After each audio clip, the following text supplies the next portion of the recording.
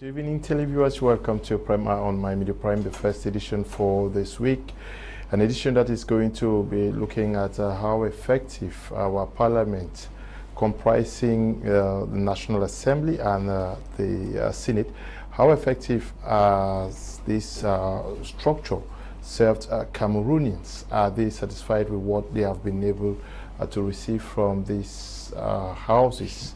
National Assembly and Senate so far is going to be the talking point for tonight's edition of Prime But we also are going to be looking at what else our elites of the Southwest and Northwest regions could do to bring normalcy to the conflict-stricken regions of the Northwest and Southwest. What can the elites do to avert what is happening in the Southwest and Northwest regions? We are going to also assess what they have been able to do so far, and are going to be receiving contributions from across these two regions from those who are living there, to also tell us what they think about the situation and how the elites can work with the existing stakeholders to bring normalcy in these regions which have been witnessing a lot of fights, killings, destructions of lives and property. We are discussing these two topics tonight with our panelists who are in the house with me. Others are still caught in the heavy traffic in the nation's economic capital, Douala. We hope they beat the traffic and join this discussion this evening. We are welcoming you, Barrister Tamfu, who is always here with us. We glad to have you. We know that you were formerly a militant of the Cameroon Renaissance movement, thinking otherwise now. Good evening, welcome. Good evening, Mr. Kum Leonard. Good evening to all the Cameroonians who are watching. Good evening to my co-panelists. It's always a pleasure for me to be on your platform and to exchange on burning topics, just like the one you just highlighted. Just that I cannot continue this program without expressing my sincere sympathy and condolences to the victims of the incidents in Bankolo. We know that there was a landslide yesterday and several people are dead, and it's really a sad situation because this is a disaster that we could have avoided, but because of the irresponsible nature of our government that does not listen, we had to witness this catastrophe yesterday. So I want to express my heartfelt sympathy with the victims who are directly affected, and to tell them that we are mourning together. We also are going to be having Paddy Asanga participate in today's edition of the program through Skype all the way from Hamburg in Germany. Good evening, Paddy. Glad to have you once again. Yes, good evening, Leo. Good evening, Barrister Tamfu. Good evening, Mukage, and your other panelists. It's a pleasure once more to join your panel and express our own views about events happening in Cameroon. Of course, Barrister Tamfu said it all, that we have another drama in Bankolo, which is due to the irresponsible behavior of some members of the government who turn a blind eye when people go and be where they are not supposed to be. Because of the corruption within the system, they tolerate it and people end up losing their lives. Our heartfelt condolence to all the victims and their loved ones. And we say to those who endure some injury, we wish them a swift recovery. So I'm here. I'll be listening to your questions, and then we'll chip in my own contribution and our own contribution as a political party. You know, I am a member of the Social Democratic Front, and that topic, the topics that you have today, has to do directly with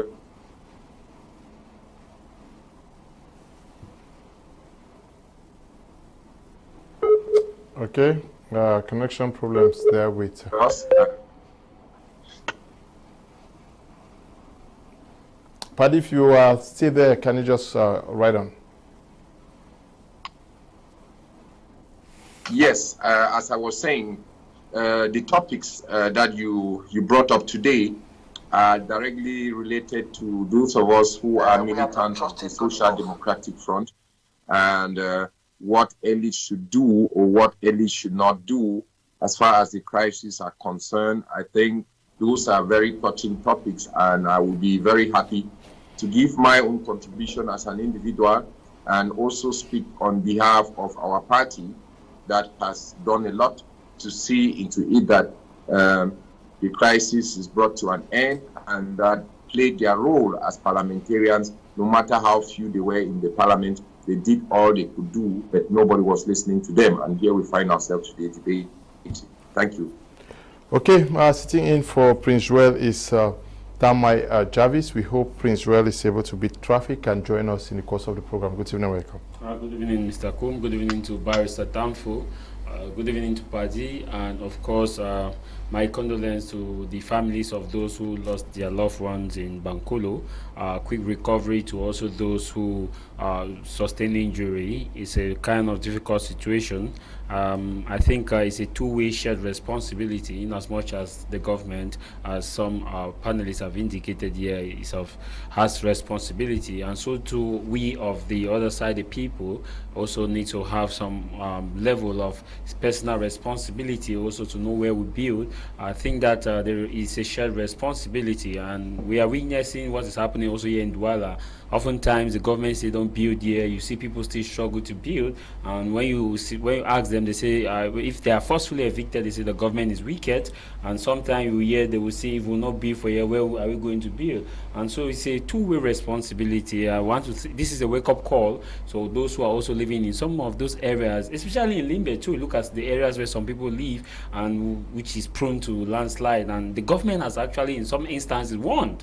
And so sometimes I think that is a collective responsibility. It is a collective responsibility. We also are expecting the arrival into our studio of Mr. Shunneh, who is a municipal councillor for Bafoot and a militant of the CPDM party. We pray that he joins us this evening. We start this program with this report by Julian Dami.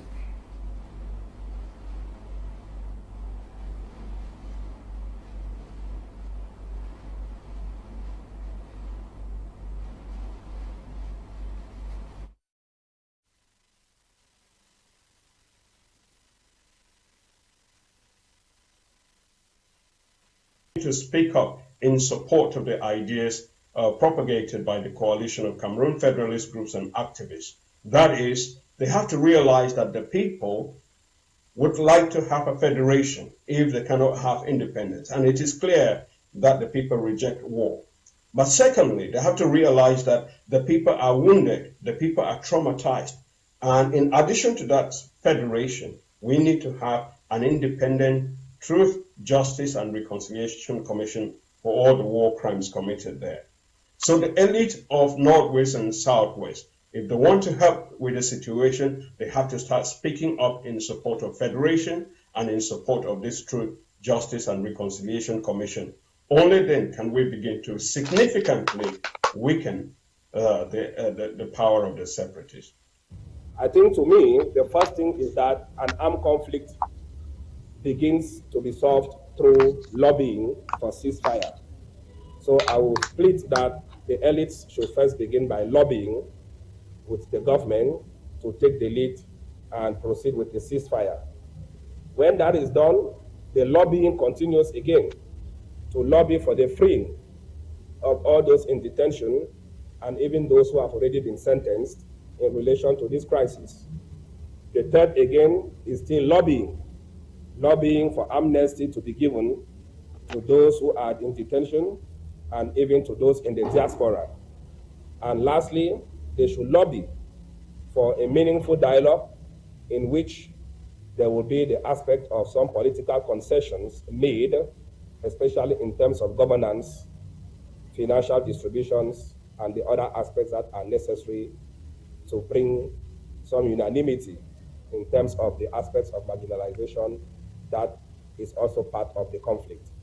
So to me, the central word is lobbying by elites, lobbying for a ceasefire, lobbying for freeing of those detained, lobbying for amnesty of those who will be released and for those in the diaspora, and then lobbying for a meaningful dialogue where political concessions will be made. First of all, I am beginning to think that they think that they are going to lose a lot if normalcy returns. Let us just imagine when they have to close down the DDR centers, maybe they have to dissolve the Bilingualism Commission, maybe some of these structures that were put up.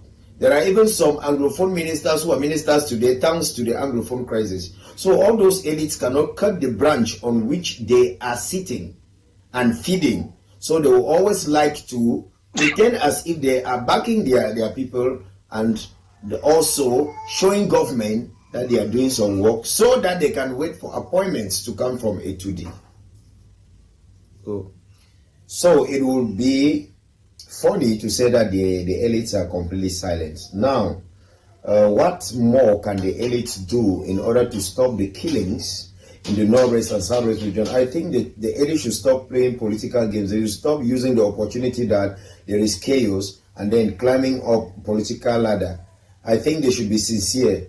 I think the dialogue should begin from the grassroots. We are all saying that the Grand National Dialogue was a fiasco. But now I think each elite should go back to their villages and call people and speak frankly. And if they speak frankly and bring their proposals to government, and government is doing nothing, I can propose that they can start resigning, or they give a deadline to government, they give an ultimatum to resign from those juicy posts they have, to really show that they sympathize with those on the grassroots.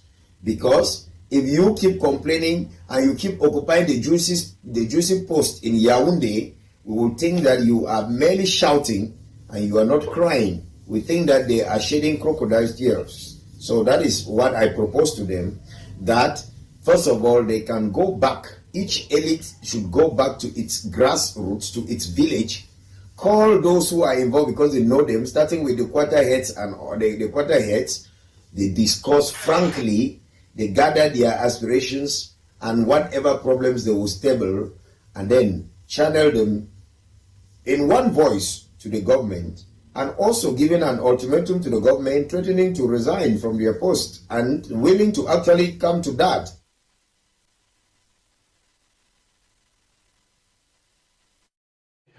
Thank you. Therefore, we had interventions from some Anglophones who were sharing their thoughts on what they think the elites of the Southwest and Northwest could do to push for an end to the ongoing killings in the regions. You are an elite from the Northwest, precisely Donga Mantung Division Barrister. What do you think you people should be doing at this level? Some persons say you should lobby for this and lobby for that. Almost everybody is sleeping now.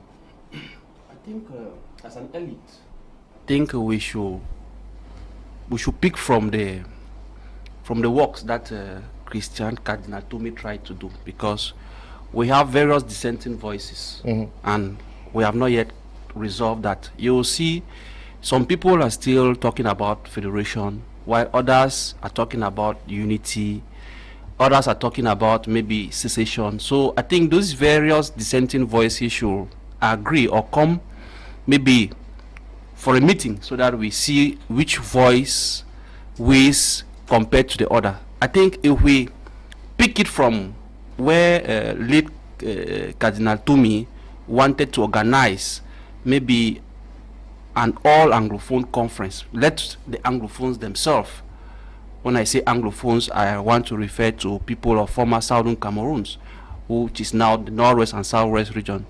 Let these people let it create an avenue for these people to be able to sit maybe in a conference, and maybe through vote or a referendum we are able to decipher that the majority are, for example, for federation, or the majority are for unity, because I, for one, I am for federation. So you see that if we are not able to identify ourselves in those various fractions, we may be carrying out various actions individually which will not be yielding any fruit. So I think that the elites, what the elites should do is they should try as much as possible to push this agenda to fruition. So I will first of all start by saying that we should try to organize an all-Anglophone conference.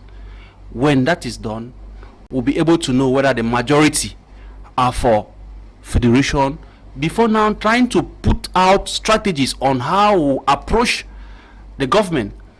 Maybe trying to lobby, for example, from the government that okay, there should be a ceasefire, lobby also from the separatists that there should be a ceasefire, trying to identify the various fractions, because if we are not able to identify all those who are for the separatist movement or federalists, we will not be able to know who to carry out the message. We already know that government has its own position, which is a unitary system.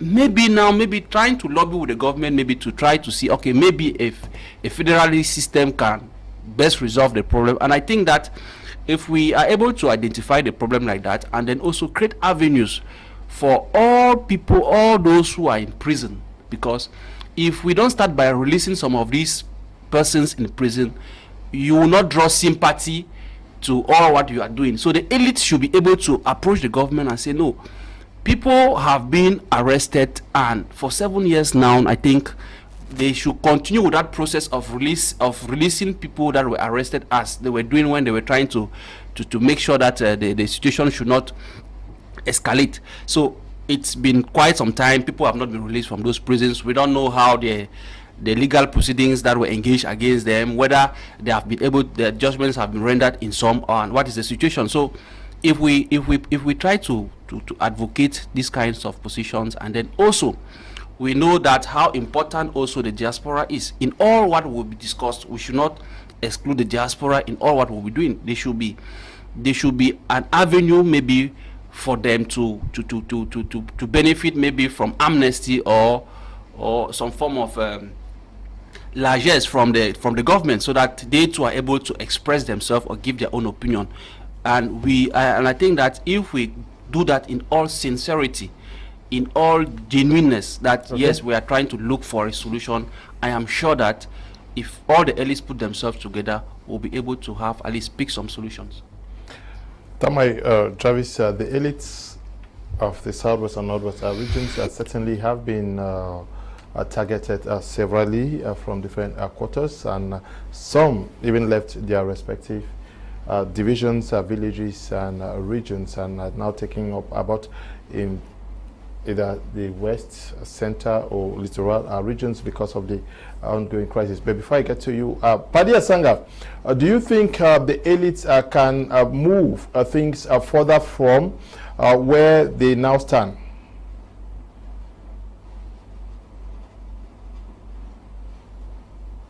Barrister Tamfu started telling you the truth and some pieces of what should be done.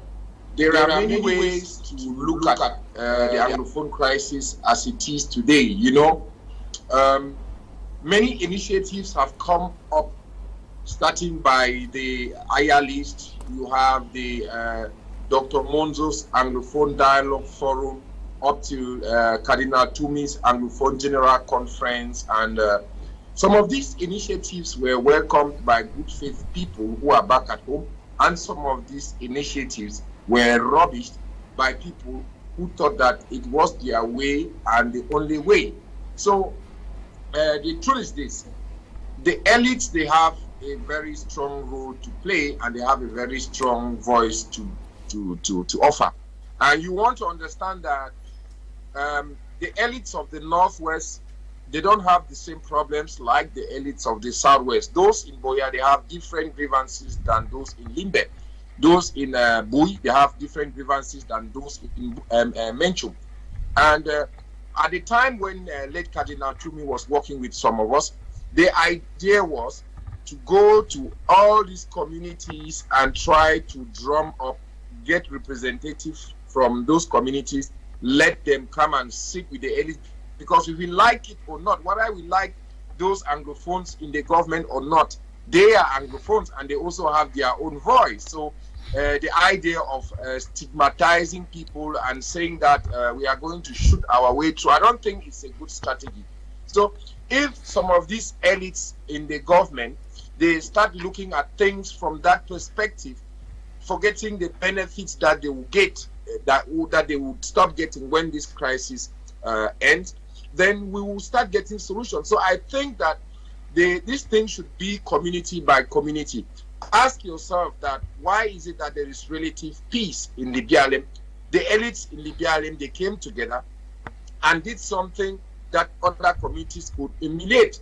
You know, not everybody accept the separatist idea. They are imposing that idea by the barrel of the gun, something which is not democratic. And we claim that we are one of the first democracies in sub-Saharan Africa prior to independence, which is true. But then how do you want to shoot your way through after having learned democracy, practice democracy, and today you say that anybody who says federalism is a black leg, and those who are in the government, they are black legs, and so on and so forth. Then you are talking on behalf of 8 million people. Where do you get your sample from? Where is the censure? Where is the data? So the elites who are in the government, those who are at the home front, and those lobby groups like churches, the House of Chiefs or the conglomerate of chiefs, association of bike riders from various communities, they should put themselves as syndicates and get themselves represented on the table. And for those of us in the diaspora who think that we have stakes back at home, we could be invited, because we are not taking the brunt. We are sitting in our comfort zones, talking like myself, dishing others which can sometimes are executed, sometimes are not executed.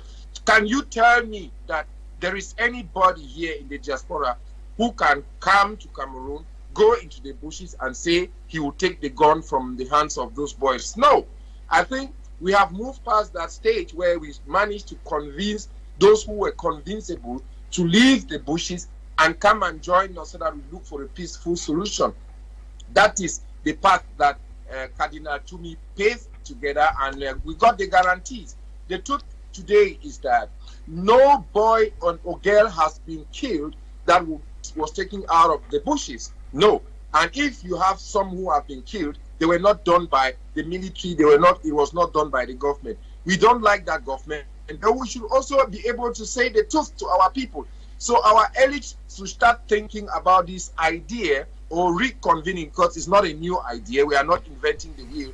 The reconvening of the Anglophone General Conference that will bring Anglophones of all shades of opinion. There are people in Cameroon who are separatists. They are not violent. They keep preaching their separatist ideas. Some of them have been coming on your platform. They can represent them if there are people seated here who are afraid that they are going to be arrested. But how do you say we'll fight the last man standing and you are afraid of arrest when other people are lying in their graves? So the elites from the northwest and southwest region, they have to do something to make sure that every community with a very different and specific grievances, they get themselves represented on the table.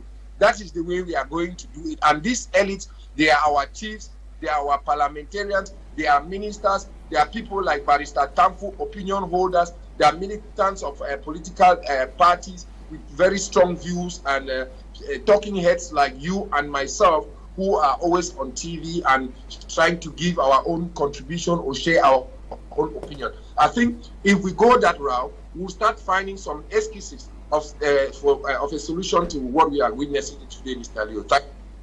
Thank you very much, Paddy Asanga. From you, we are moving straight to the Southwest region, where Emmanuel has caught up with some stakeholders in the Southwest region, also share what they think the elites can do to arrest the situation now destroying the Southwest and Northwest region. Bismillahir Rahmanir Rahim, Alhamdulillahi Rabbil Alameen. The Southwest elites have done much in relation to the current crisis. It's true. And what else can they do? If we had a magic answer to it, we would have just said that this is what we should do. You know, God's plan is not like man's plan. The first thing we have to do is that we know for every beginning there is an end. It's only God that has a final say. We have not trusted God enough to be able to intercede on our behalf. We want to take human sentiments and try to resolve the crisis. The persons with whom we are dealing have to do with a lot of ignorance, barbaric, and they have no fear. They have no sorrow for human life. You look at what has happened so far, it depicts an animal way of life. We have to pray more. We have to commit it in God's hand. And let every head, whether parents, whether school institutions, whether chiefs, even the government administrators, let them pray hard.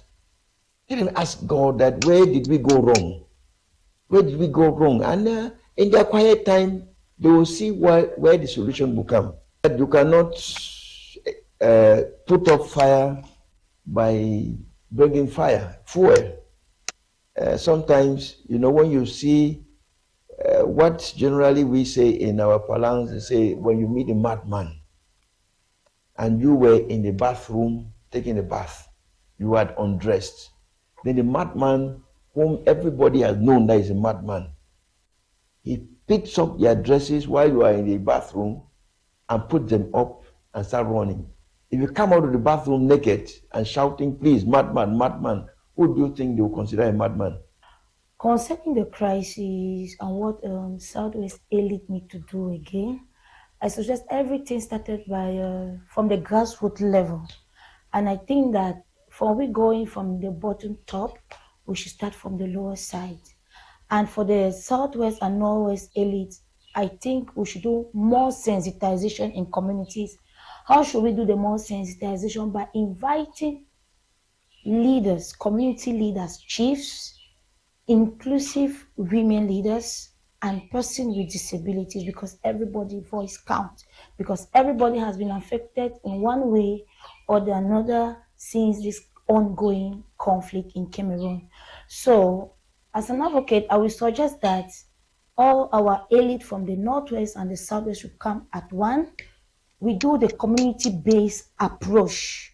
The community-based approach by advocating and advising our brothers. First, we should first of all invite those that are in the GDR centers, because they know their brothers very well, and we hold a meeting with them. The Southwest elite should hold a meeting with them and see the strategies that we can use for implementation and engagement, how to reduce this ongoing conflict. I think they have something to say, because they have been in the bushes. They know all the tactics, they know all the styles that they are using to get all the arms and so on. So they also need to be there, so that together we can strategize how to reduce the ongoing violence in community. It is not all the time that we believe a magic wand can come from somewhere to solve a problem. Problems are caused by people and definitely are meant to be solved by people. There is no gainsaying that the majority of those who are involved in this terrorism in the Southwest are Southwesterners. So I find it a little bit preposterous that most of our political elite within the Southwest are blaming some other persons. If you look at the atrocities in Manu, in Dian, in Kupe Mwaninguba, in Meme, and in Fako, most of those involved are indigenes of that particular area.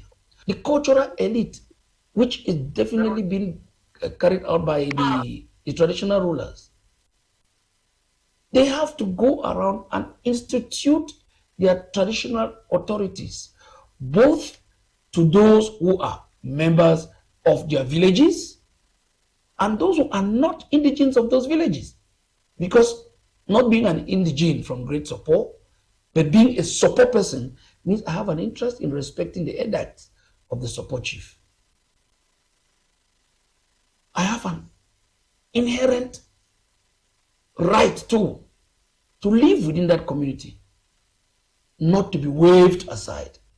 Like the traditional ruler who might think that because you come from the west, the northwest, the east, the south, you acquire property, and then they come and believe that because they are traditional rulers and it is within the land where you properly acquired them, they can use all type of means to get it. I think that is instead exacerbating this problem.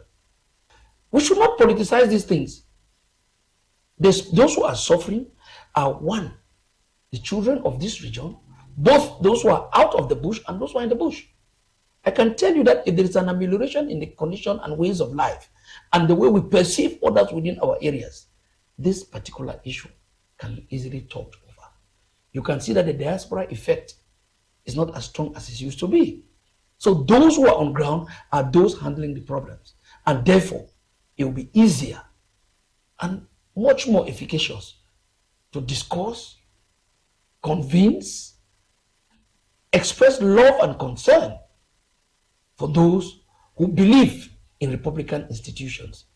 It is very frightening that people who run away from the war area, like in the northwest, they run away from Bangem, they run away from Libialem, and then they come to Buya. First of all, their intention of coming here is peaceful. And then once you give them a bash that they are foreigners coming to collect what you have, please, Sesako Ayuktabe is a Southwesterner. Ikomi Sako is a Southwesterner. Eric Tato is a Southwesterner. Ayabacho is a Northwesterner. So all of them are our own people. Why can't we make it, first of all, clear that as English-speaking people, we can love each other and live together? At that level, our opinions can easily flow from one end to the other without the use of arms.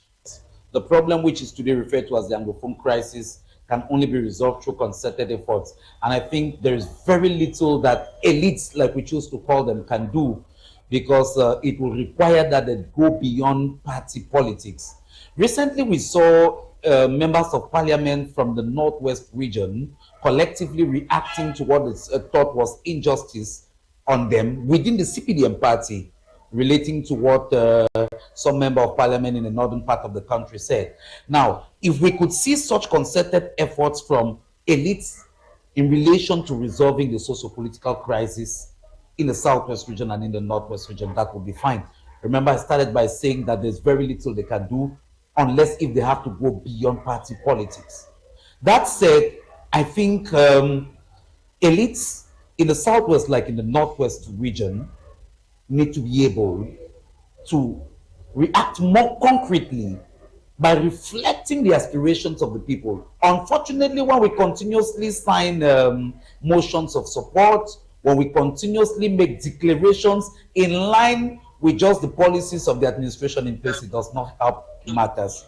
When we had consultative talks ahead of what was later known as the Major National Dialogue, we saw instances where during the consultative talks, very frank discussions took place. But when we saw the declarations that came out at the end of the day, they were not an apt reflection of what people discussed during these consultative talks. So we want to see situations where the elite would actually reflect the aspirations of the everyday Cameroonian in the streets of Boya, Siko, Limbe, and elsewhere in Meme division, Fako division, and all the divisions that make up the Southwest region. Thank you very much, Emmanuel Assi, for that rich compilation from Boya, Southwest Regional Capital. Tamai Travis, you've listened to the people of the Southwest region. We also got some diasporans speak to us today on this edition of the program.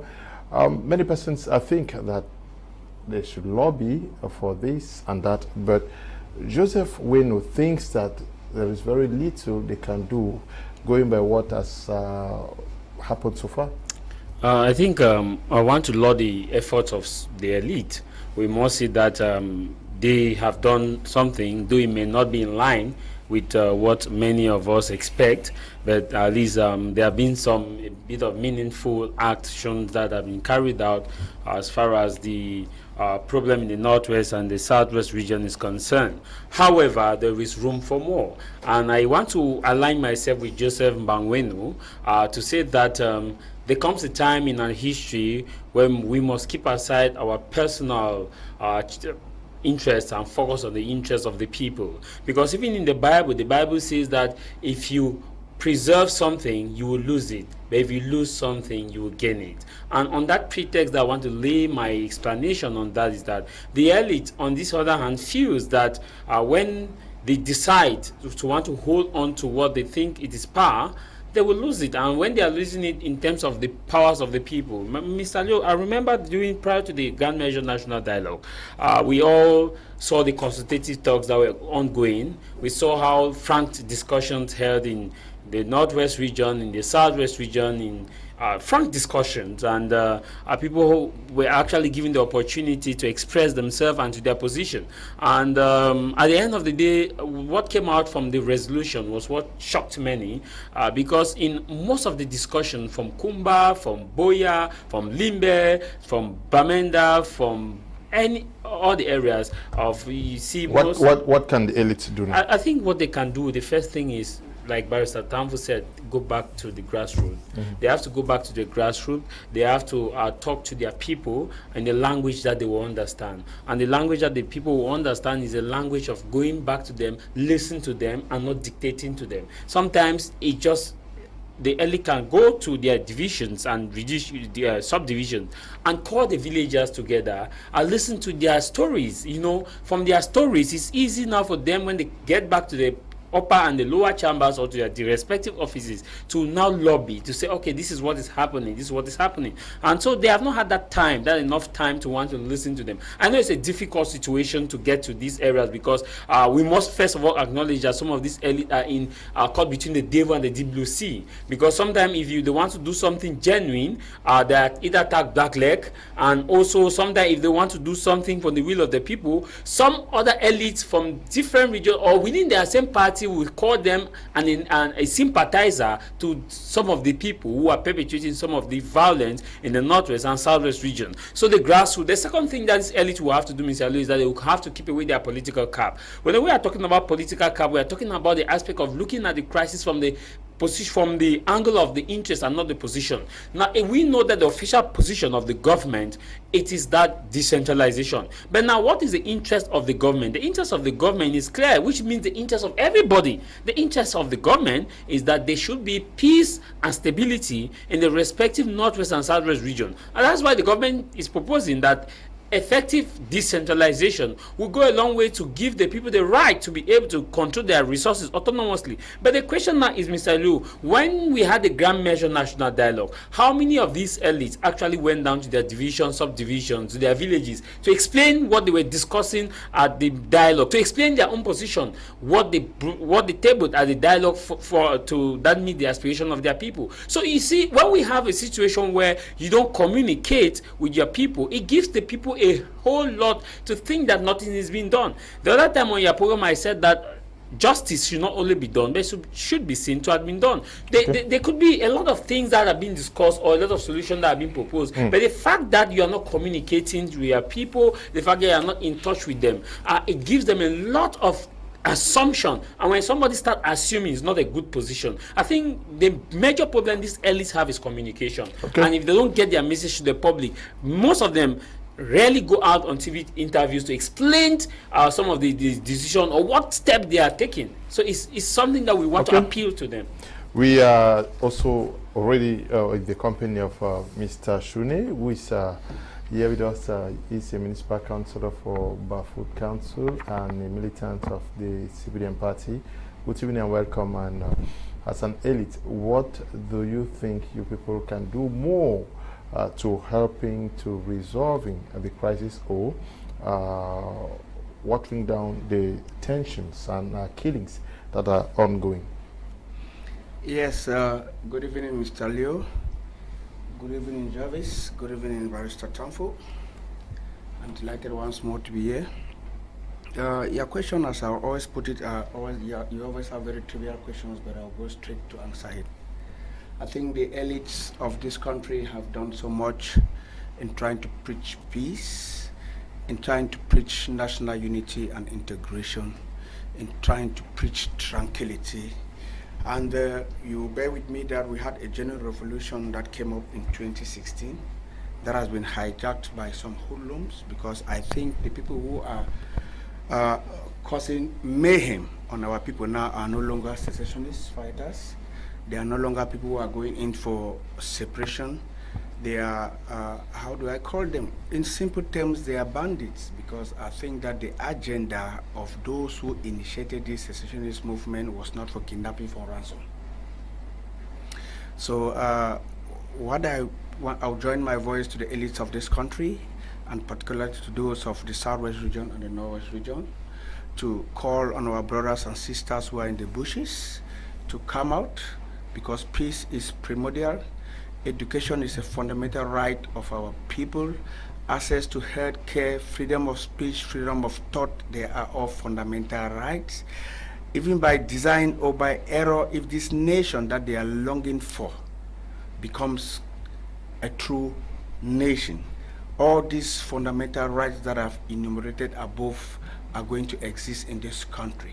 So let not give people the impression that if by error or by design their ambassadorial republic is handed to them, they are going to govern it with anarchy, they are going to govern it with barbarism, they are going to govern it with terror.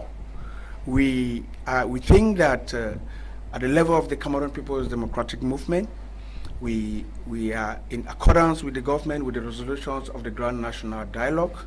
And I'm shocked by what Marvin said here, that he was shocked by the resolutions of the Grand National Dialogue. You mean Jarvis? Jarvis, that he was shocked by the resolutions of Grand National Dialogue. You don't go into into consultations.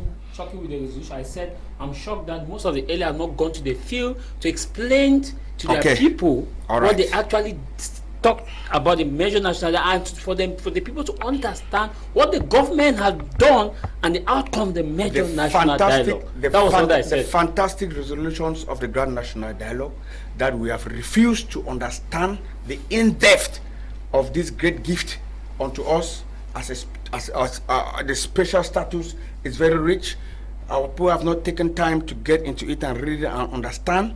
And I think that it is high time we calm down ourselves, follow up the resolutions of the Grand National Dialogue, and we realize that it is a gift unto the people of former Southern Cameroons, and it's something that is going to improve on our livelihood, improve on our relationship as a united nation, where we have come with two cultures, the French culture and the English culture, but considering that we are Cameroonians before these colonial people came upon us, we remain Cameroonians, and unity is strength, and together we are going to live stronger and better than ever before.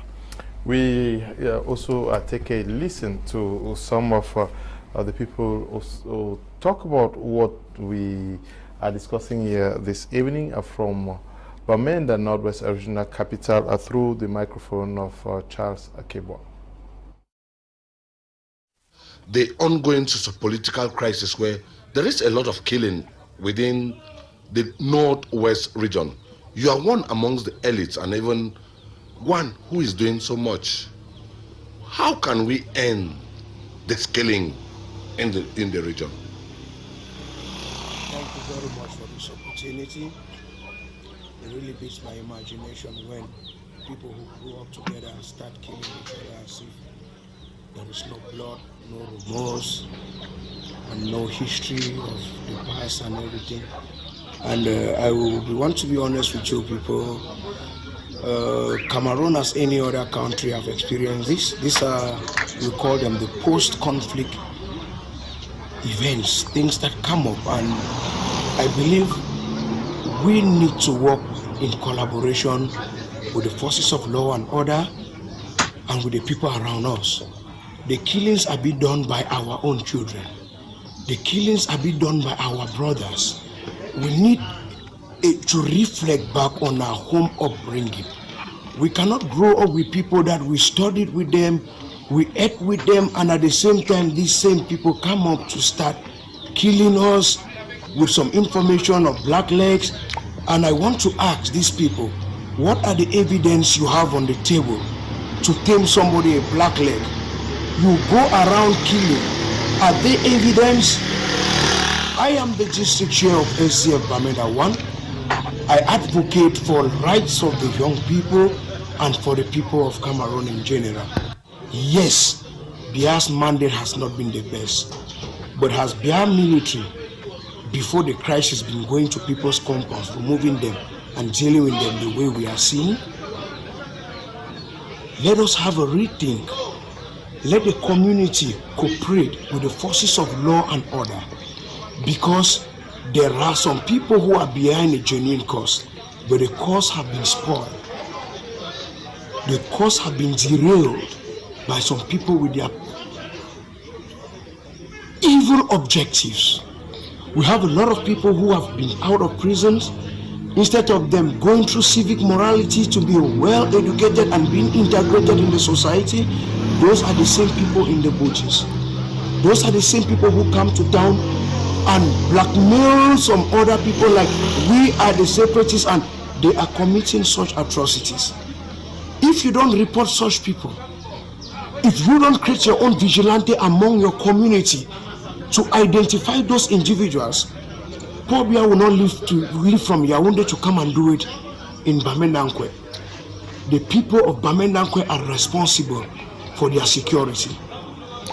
The same thing happening in the northwest is the same thing we had in the north. They call Coupe de Route. Every day people were dying. And what happened? The Cameroon military can testify that they did not stop Coupe de Route. The people living around that area decided to fight for their own rights, to bring insecurity. Believe me, I am telling you this, and I will end here. When the Bamenda man would take up his own right in his hands and keep fear apart, what I'm saying, they can kill me, I don't give a damn. We have tried our own. The young people around my community now, they see strangers, they ask, who are you? What do you want? What is your objective in Akwata? I ask people, do you think it's reasonable or knowledgeable for Paul Biya in Yaoundé to sit and get reports that somebody threw into your quarter? 2 people picked up somebody you said he was kidnapped in the midst of thousands of people and left with them? Can that be explicable? What is the role the common man plays in all this? Biya cannot do that. The military cannot be there all the time. The people need to identify the bad seed and get them out. The Northwest region, I am telling my brothers, is coming back to stability. The only way we can get the 100% stability in the Northwest is for us to breach that fear, identify those evil seeds, and bring them to justice. It is enough. Enough is enough. The common man is in pain. The common man is dying, but he cannot talk because of fear. The Englishman, the Bamenda man, the Southwest man needs to breach out that fear and identify the bad seed. And we are going to have a good cultivated community. Thank you very much. Thank you very much, Charles Kibwa, coming in there from Abamenda. Now, you've had so many persons talking about this. It also gives the impression that there is no clear way out of this, and some persons are afraid, some persons are blaming others, and others think that members of the communities have that responsibility to assist these elites and maybe the community to get back to normalcy. But now, how do you get this symbiotic relationship between the elites and the communities when we know that many of them are also being targeted? Yes, the truth is that it's not a one-person thing. I think we have to join all the forces together. How do you first of all explain that you are maybe the representative of a community. For example, I take a parliamentarian or a mayor, and instead of you being resident in your own locality or community, you are instead living in town, in another town. You will be completely distanced with the reality that the people are facing. I don't want it to look like it is just the burden on the elite population. I think we have to put all the actors together. The community need to remove fear from it, from within, because the more we continue to fear these people, the more we continue to believe as if these are strangers and that we cannot do anything. I think we will be far from arriving at this solution, even if the elites do whatever they may want to do. We need to hold our elites or the representatives of the people also accountable, because when we have a chief, for example, or a fon, who instead of being in his village lives in town, you see that if there is any issue in the village, it will be very difficult for you to report the incident maybe to the fon or to the chief.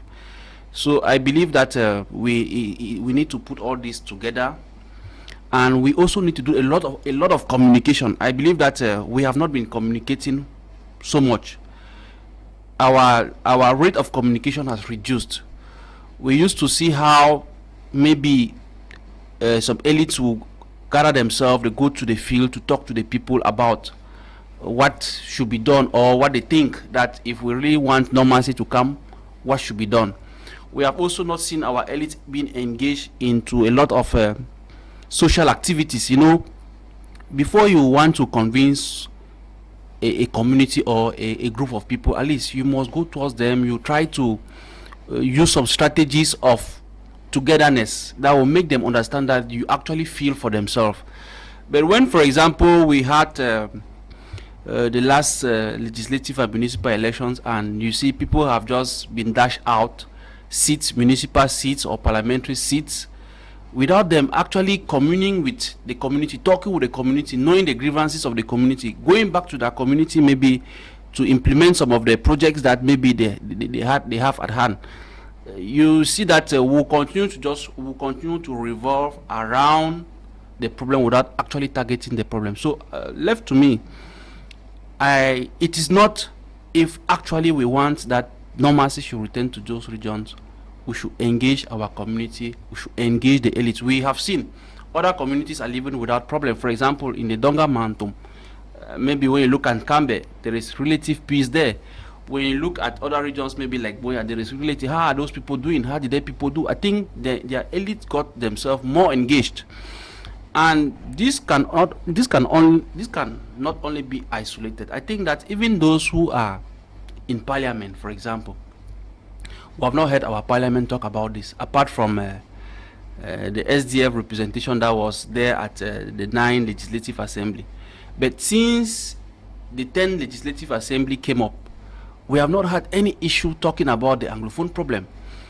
It is not that maybe they will say that maybe the parliamentarians who are there are mostly of CPDM, but I think this is something that if all of us had this Anglophone problem at heart and that wanted to look for solution, I think it should touch on every representative in the parliament.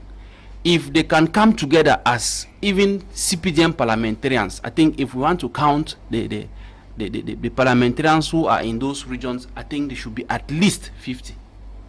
If they came out together maybe as one man, that saying that there is a forum or there's a gathering or a conference whereby the parliamentarians in the Northwest and Southwest are going maybe to which locality, I don't know, maybe in Momo, they want to talk about how do we come out from this quagmire.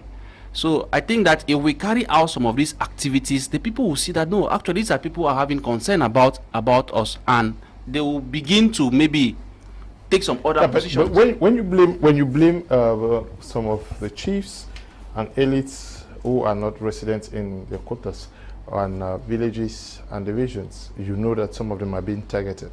How do you survive when you are clearly being targeted? We know of chiefs who have been murdered. Yes, the truth is that they should remove out that fear.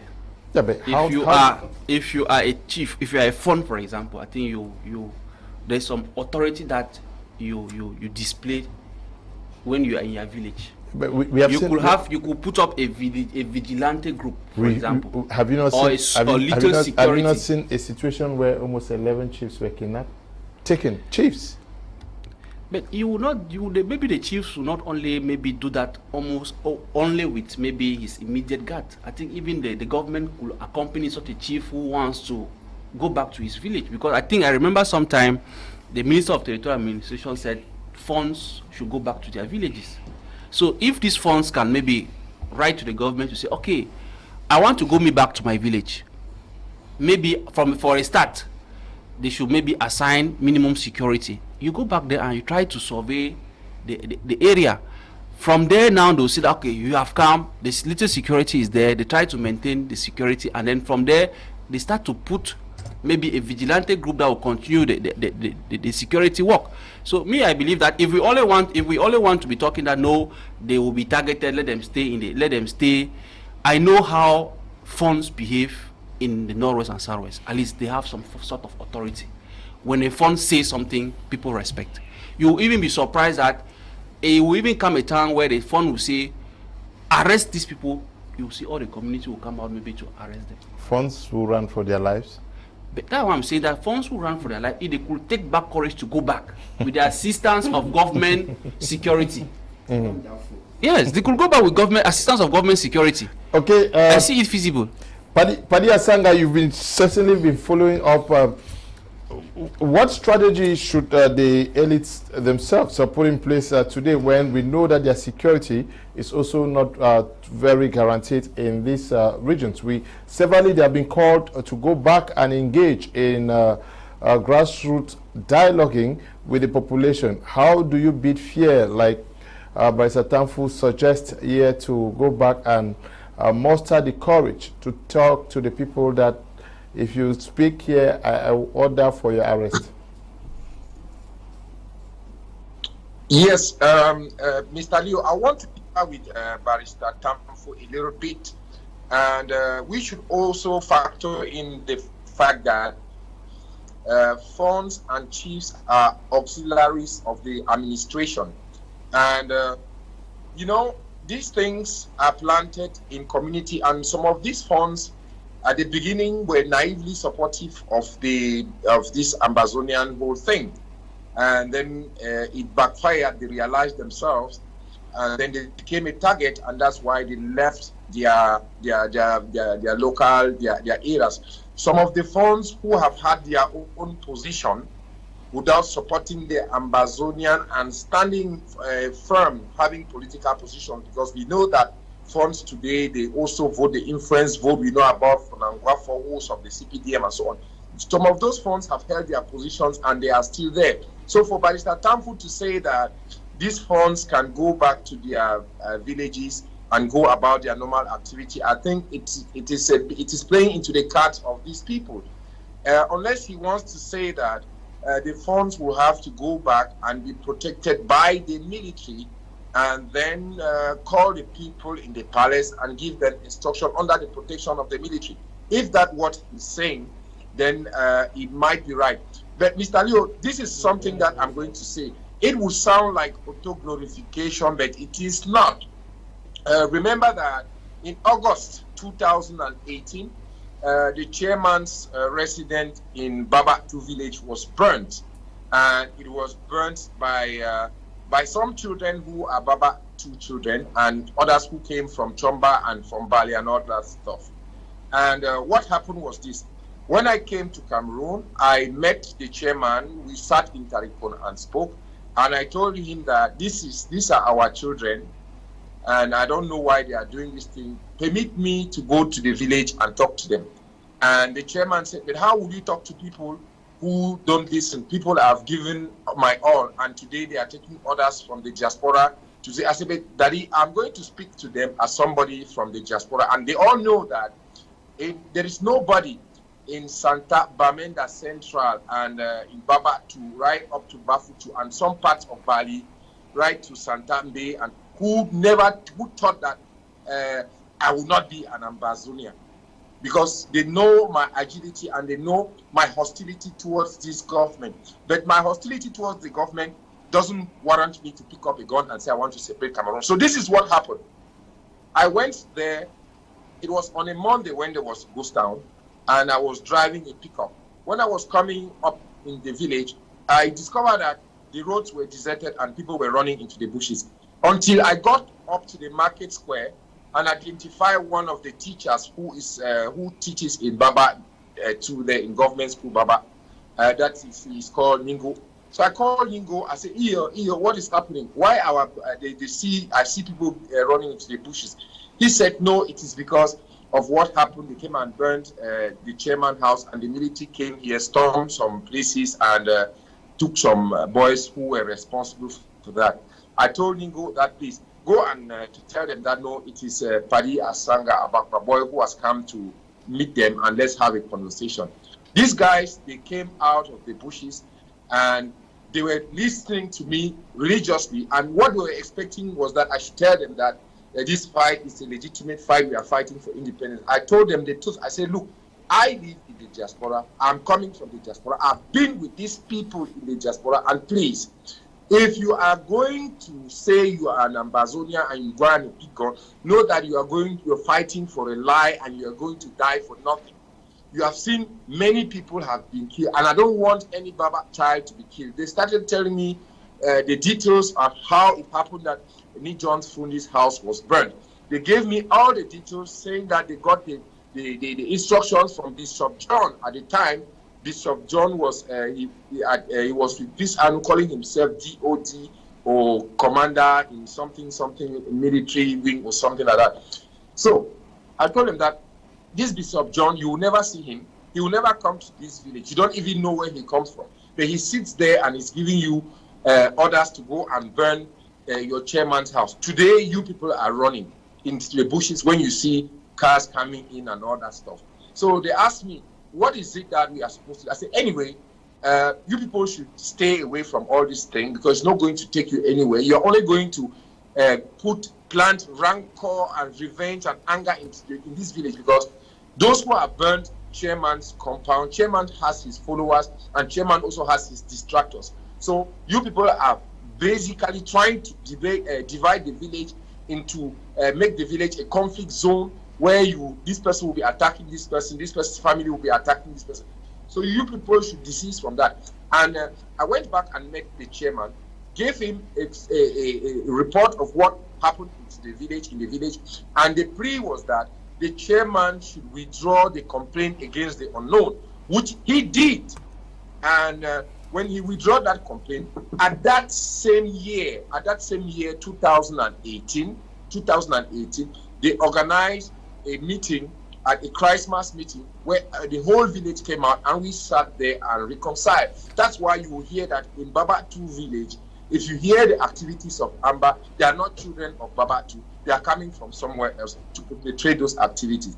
Those are some of the things that elites should do and should be doing to make sure that they keep their communities and keep their children in check. So that is my own contribution. And excuse me for differing with my good friend, but I think that encouraging some of those chiefs who took sides and later on realized that this whole thing was a scam cooked up from the diaspora to go back and be beheaded, it's not the right thing to do. We should try to have an Anglophone General Conference, bring people of all shades of opinion, create normalcy, some kind of relative normalcy so that these chiefs can go back to the village. But individually, I don't think that every village can have a military man. Those villages where chiefs have been targeted, let them stay safe, and at the right time, they will go back to their respective villages. Thank you. Paddy Asanga. Mr. Siaka, Shunneh, now, we saw the move by the MPs of the Northwest region against the against a collaborator of the President of the National Assembly. Should they not also make other moves in lobbying for a ceasefire? Mr. Leo, I think the MPs have been doing that. Probably they have not been communicating more on their activities. but they have been working towards bringing peace back in the northwest and southwest regions of this country. The MPs are doing a lot, but you know so very well that MPs like those of the Cameroon People's Democratic Movement in the northwest and southwest regions are the most targeted people in their communities. So you don't expect them to go on the ground in their various villages or their various constituencies to organize conferences, because they are going to be targeted. Most often they use other elites who are not very well pronounced to be able to trickle down the information to the people. And gradually we are making the people understand that these people are our brothers. These elites are our compatriots. They are there in the National Assembly to represent us, and they are doing their best to make sure that we have access to our basic necessities in our various constituencies. So it is crystal clear that our MPs are putting in enough, more than enough. I would not continue without mentioning the MP for my constituency, Honorable Oliver Ago for the Bafut-Tuba constituency, who has been putting in enough to bring in peace in the Bafut-Tuba constituency. During our back to school, he fetched didactic materials for our students and our teachers in all the schools in Bafut. He sent in funds so that schools should be cleared. He supported the teachers. He supported projects for back to school. How can you do, what else do you expect from an MP than doing bringing all these social amenities and contributing towards social cohesion, peace and tranquility in your constituency? I think despite the fact that they love their constituencies and they have been doing all these great things, their safety and security too is primordial for them. You don't then expect them to go and be walking the streets of Bafut, knowing fully well that we still have hoodlums who are hiding in the bushes, looking for people to kidnap and take ransom. So I want to say that I join my voice to those of the MPs of the Northwest and Southwest regions that they should continue with the process of dialogue. They should continue with the process of peace building. They should continue with the process of implementing the regulations of the national Grand National Dialogue, which is geared towards reinstituting peace, tranquility in our communities. And that our people should understand that we have to collaborate with the government for peace to return. In the beginning, when this crisis started, a lot of people were behind the boys, as you heard Paddy Asanga said, but they have come to reason. They have come to understanding. If you did a referendum in 2020 or 2018, in the peak of the crisis, you would have seen that people were going to go in for Ambazonia. But let us do a referendum now. People have come to understand, I beg your pardon, that it is a sham. It is a sham and a scam. It's a money-making machine that's been created by some hoodlums in the diaspora. And they'll kidnap people for ransom and they are making their money, bringing mayhem, bringing suffering onto our people. So I think it's high time we join our voices to that of our MPs and to that of the government of this country. Yeah, but so when that you peace and tranquility when you say the MPs have been doing a lot to engage a dialogue, maybe at the level of their respective constituencies, what exactly have they been doing? I just illustrated what Honorable Oliver has been doing in my buying books constituency. And, yes, but engaging in discussing with those who are involved in the conflict, what are they doing? Yeah. Concretely? We having conferences. There have been conferences, there have been peace conferences being held in Bamenda in the Southwest. Okay. We see it on TV. There have been peace conferences. You don't expect them to go and walk the streets of Bafut and be shot by a stray bullet. The whole peace conferences, we have delegates. But by Tamfu says, even some of the villages, they should beat fear. They should beat fear. Yes, no, yes, I agree with him, but on the other hand, I don't agree. I agree with him, yes. You beat fear, like what we are doing here. There are people that you invite them on this plateau to come and sit and say what I'm saying. They will never do it. Yeah. So I'm beating fear by doing what I'm doing now. But Tamfu himself is beating fear to sit here and say whatever he is saying. Because after saying this, we can also be targeted. As a matter of fact, I have been targeted several times. All of us, yeah. Let's take this one last reaction from Bamenda on this subject before moving to the next topic for tonight.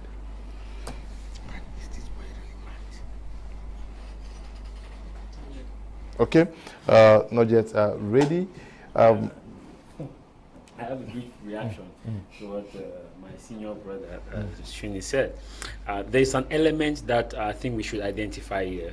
The element of which is interaction between the people. The thing is, we have to be very honest here that the elites are limited based on how they treated the people in terms of normalcy. Because the few persons who have been able to go down to the field are people who have been able to treat the people in terms of normalcy as collaborators, as in terms of project they bring. I want to take you back to Ndonga Manto. There are some elites that go back to the field. They have beaten fear. Honorable Ngala Gerard has beaten fear. You go to the Southwest region, you have the young MP. Also, sometimes he goes to Moya My 16 and he beats fear. We know dynamic change. But if we can tell the common people that they should muster the courage, why don't you to muster the courage? If we see elites keep telling people, muster the courage, beat fear, they have not beaten fear. I told you some time ago that the problem why elites are not going to their villages is not because of insecurity, it's bad roads. They know they cannot go to their villages because of bad roads. Because if you had, just assume that there's no insecurity, in the Northwest region, how would they even go to Menchum? How would they go to Momo? How? So one thing we must identify here is that the elites have not been able to have that communication. I said Mr. Shunneh misquoted me, and I'm repeating, I'm happy you asked the question, that how have they? Mr. Shunneh said they have been having conferences in Boya and in Bamenda. But is Boya and Bamenda the melting point of this conflict? No. The common man needs to listen to the MP. They are the regional headquarters of these two regions. Let's take a listen to Mr. Chima Eric also say a word on this topic for tonight.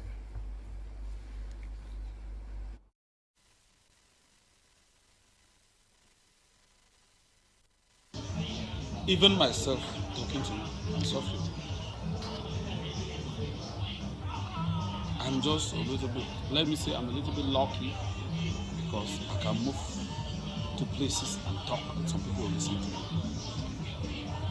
My friends, my family members, my population, people who love me, there's so many of them when I get to Douala, they say, oh President, so you still there down there.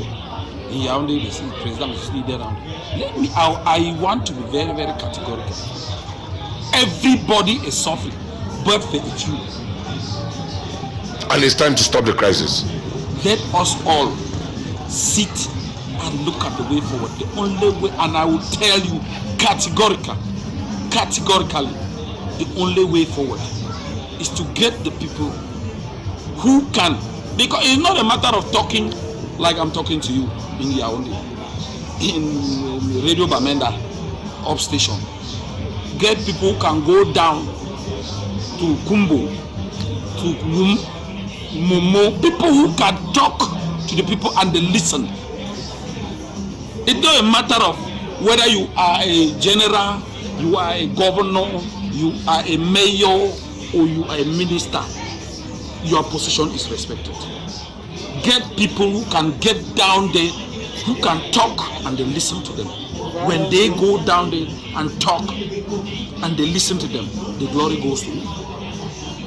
It goes today. You people who are there, but if you don't want, because you want a particular, you want to use a particular medium, or you want to create a forum where you can be the only person, then that is where we get it all wrong. And every year we are saying normalcy, normalcy, but every day people die. People die.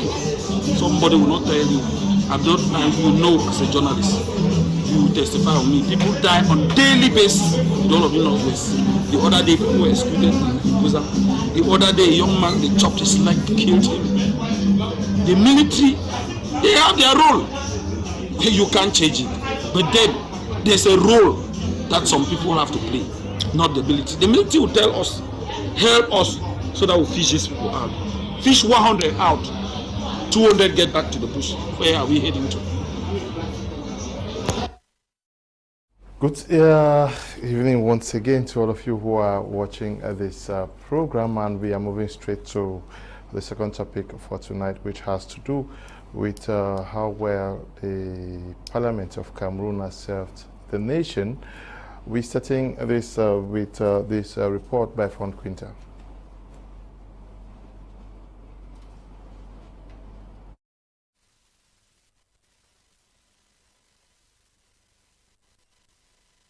Are serving the nation. Well, if you compare our parliament to itself, you will say they are doing 100% of great job. That's when you compare it to itself. You would think it's 100%. But if you compare it to what parliaments and senates are doing elsewhere, the contributions that others are doing, you know, to build their countries and to set in place good governance and proper management structures, good laws and so on, and checking government action and so on, then you will realize that they are not as good as they say they are. It's just so unfortunate that we believe our own lies, and until we start addressing ourselves with the truth and copying the good example from other great nations that have gone way beyond us, before us, and are developed and have, you know, great human rights records, have great development, have great economies, and have a great democratic culture. If we don't look into these other countries that are doing so well, and we keep comparing ourselves with ourselves, we are going nowhere. We will never improve, and we think that we are great. So okay, we're going to be coming back to some other persons who expressed themselves on this topic through the microphone of Fon Quinta. But let me get to you, Barrister Tamfu. Satisfied with how well our MP senators have served this nation? No, I am not, especially with I will just talk about the 10th legislature. Mm-hmm. You see, when you represent a people, you are the mouthpiece of that population. But since I think even since the beginning even of the crisis, we have not seen our members of parliament actually playing that role. How can you explain that the parliament, which is first of all, I need to first of all make it people to understand, in Cameroon, our parliament is composed of two houses. We have the National Assembly and the Senate. And at the level of the National Assembly, we have parliamentarians, while at the level of the Senate, we have senators. These are people who represent a particular constituency or a particular community. But when they are not able to carry the aspirations or carry the revendications of that community to the National Assembly, maybe for debate, you see, the Anglophone problem has never been entertained in the National Assembly, be it at the lower or the upper house.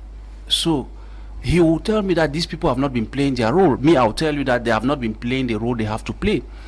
We know that Parliament has as functions to legislate and control government actions. We have seen on several occasions that when the government even comes to them to expose on a particular topic, and maybe a member of parliament who is maybe of the opposition party, they will not even allow him to express himself or to properly question or query the government official that has come to explain. They are just there as if they were hand clappers. There has never been any law proposed by any of these parliamentarians that has come to the table and was able to be debated upon and maybe voted into as laws. We only see that for a law to pass in parliament, it should be something presented by the government. But parliamentarians themselves have not been able to bring up a law or a bill of law and have it voted by their own counterparts. So just to tell you that, to me, I think that we are wasting a lot of resources with our current setup, parliamentary setup. And when I even look at how they function, I'm even asking myself, what is the use of even the Senate? Because even at the level of the Senate, you only hear about them when it is time maybe for sessions. Apart from those sessions, what do? When you have a parliament today, which is made up of 180 members, and almost, because the House today is almost 160 or 150, is composed of the ruling party. Nothing good can come out from that kind of a parliament. At least we want to see parliament which is interactive. They argue, they give counter arguments, and we are able to come out with the best. But today, it is but certain that if there's any bill that is going to parliament, just consider it to pass, to go through. When you look at the Senate today, the Senate is composed of 100 senators. 94 are all from the ruling party. So making the thing look as if it's like a monologue, or it doesn't reflect the kind of parliament that one would want to see. We are not advancing in any discussion in our parliament. There is nothing that a parliamentarian will want maybe to put in parliament for it to be discussed and they will entertain it. No. At times we even have the impression that they instead get instructions from the executive arm of government.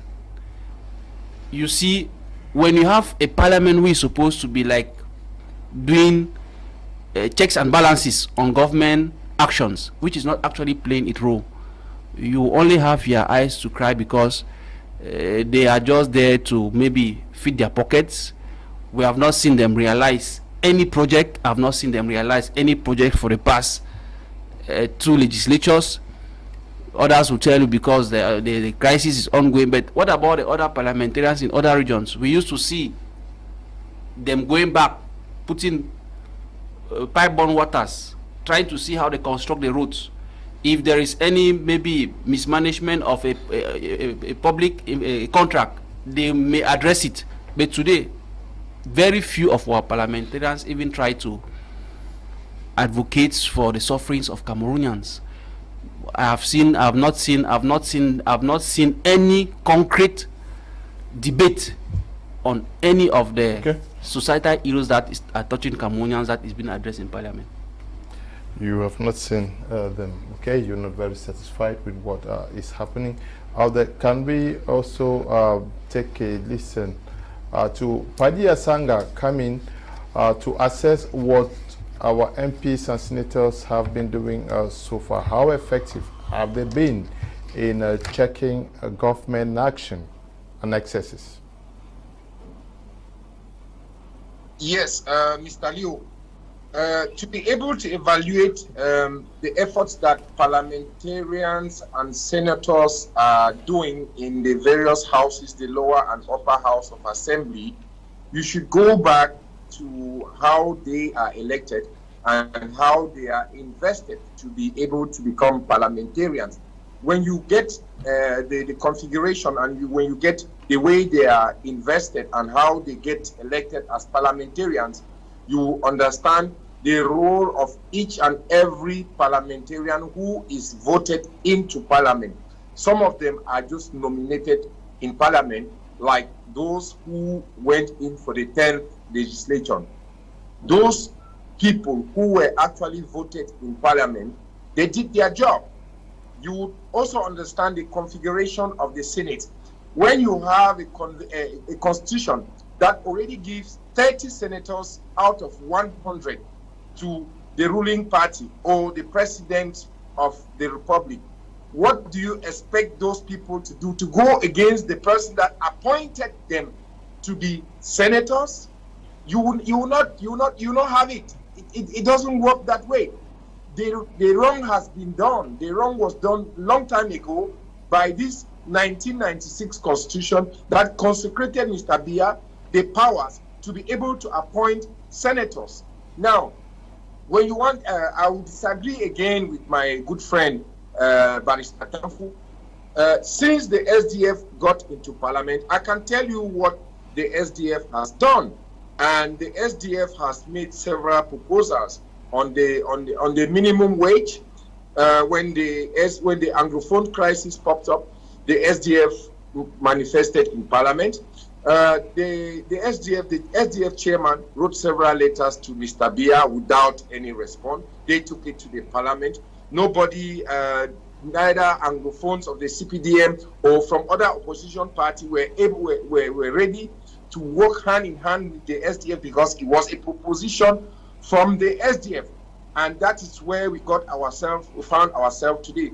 Remember that one of the talking heads of the Anglophone crisis today is Honorable Joseph Weber, who has also been castigated and sidelined by the Ambazonians who are here in the diaspora. They don't want to see him because they consider him an SDF militant, and they are accusing him that he stayed into Parliament and was still collecting his salary and only came out in the diaspora to take over the revolution that they are sponsoring. So we cannot say that everybody who is going into Parliament has the same agenda. There are genuine people who have been voted in Parliament who go there to defend the interests of the people of their constituency. That we can say. But to just brush everything like that, it is a bit pejorative. It is not the real picture that we are painting here. So now, when we want to look at what parliamentarians should do, I listened to Dr. Ningwanyam.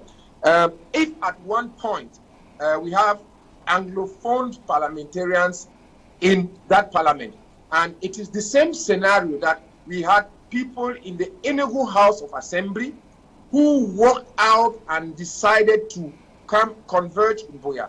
If we could imagine a scenario that some parliamentarians of the English extraction, be it of the CPDM or the SDF, came together, constituted themselves, built up an Anglophone caucus and said, okay, we stand now to talk about the Anglophone issues. It should be debated, CPDM and SDF. I don't think we'll be here today. And that will concur with that those who think that some of the parliamentarians are just there to defend their interests because their investment, they were vested into Parliament by some kind of fraudulent means, and they have to stay there to get their pockets rich and pay back those who invested them as parliamentarians. Going back to look at what parliamentarians should be doing. Parliamentarians, they have what they call earmarks, and I think it is about 8 million francs per legislature or per year. I don't have the facts right here, but we have seen some parliamentarians of the opposition actually take back that money and done certain things in their communities.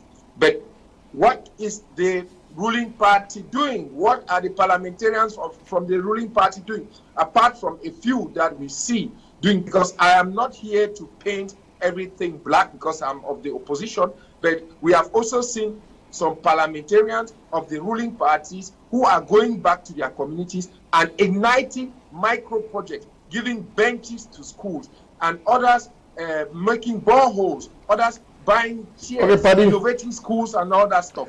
We cannot say that parliamentarians are all the same. We cannot put everything in one basket. We should be able to make that distinction, follow up, and make sure that we tell our people the truth. Misinformation is what has taken us down the drain, and we have to correct that mistake by speaking the truth to our people and to our constituents. Thank you, Leo. Thank you, Paddy. Mr. Shunneh, many persons are also not too confident to strike a line that actually says that these guys are completely good or are completely bad. They are weighing options. How do we actually assess the net worth or impact of our MPs or senators, going by what obtains in their respective constituencies? Yes, Mr. Leo, I want to concur with what Paddy Asanga has been saying. It is very clear that I would not be a prophet of doom to say here that all the parliamentarians from the CPTM descent are doing their work as it's supposed to be done. But I would agree that parliamentarians from around the vicinity of our own constituency have been doing a very fantastic job. For example, we make mention of Honorable Ngalak Gerard, who has been doing a fantastic work in Donga Mantung. We see some years behind, he took medical equipment worth over hundreds of millions and distributed to hospitals within the Ndonga Mantung vicinity. We have seen Honorable Ago Oliver distributing school didactic materials, benches, and boreholes within the Bafut-Tuba constituency. That falls within their role and responsibility as legislators and controllers of government action.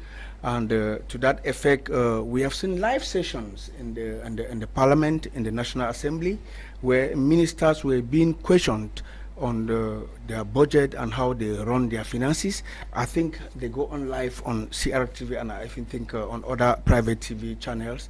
So we shouldn't just sit here and think that they just go and sit there and leave and go back and they enjoy themselves without working towards their goals, which is promoting and protecting the livelihood and the rights of their people that they represent.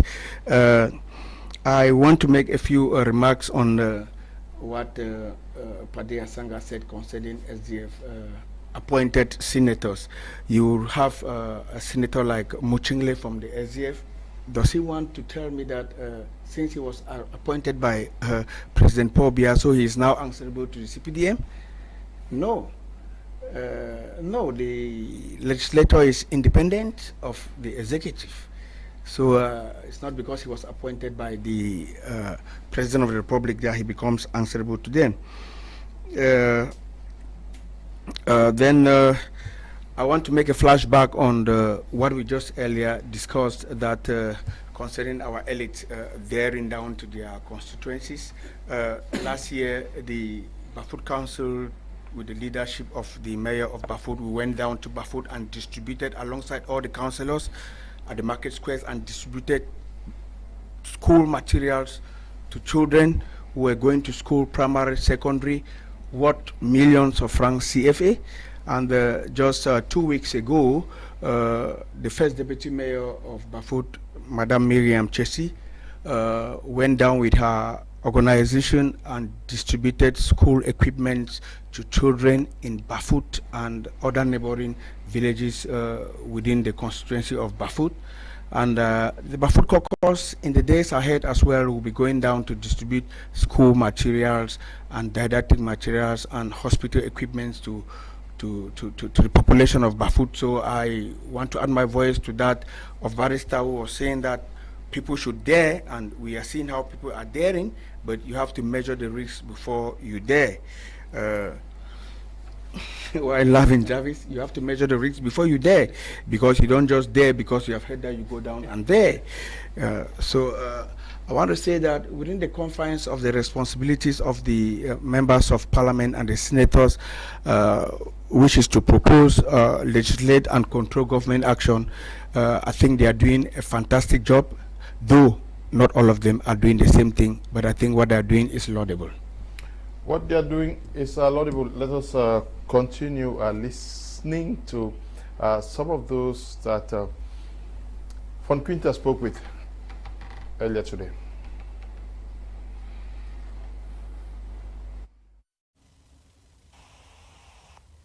Okay, we have a parliament and a senate in Cameroon that has continued to approve outrageous budgets for the realization of projects that are never realized.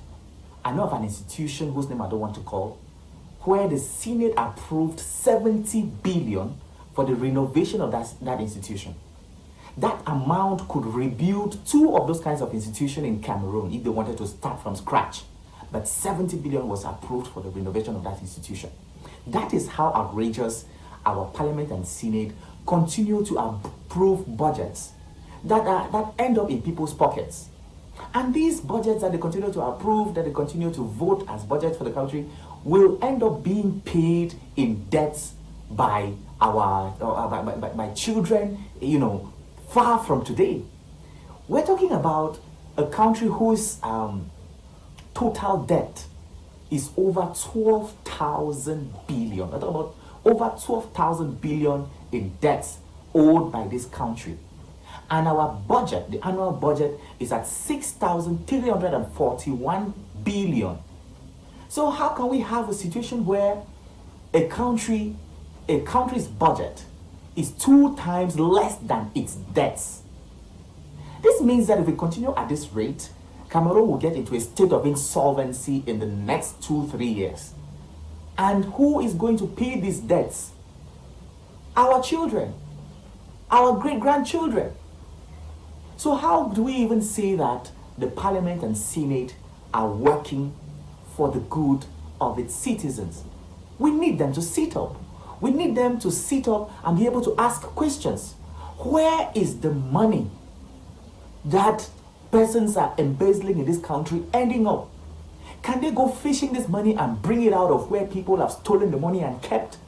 We cannot have a Parliament and Senate that continues to watch corruption, embezzlement go unpunished, and we see that they're working for the good of the citizens.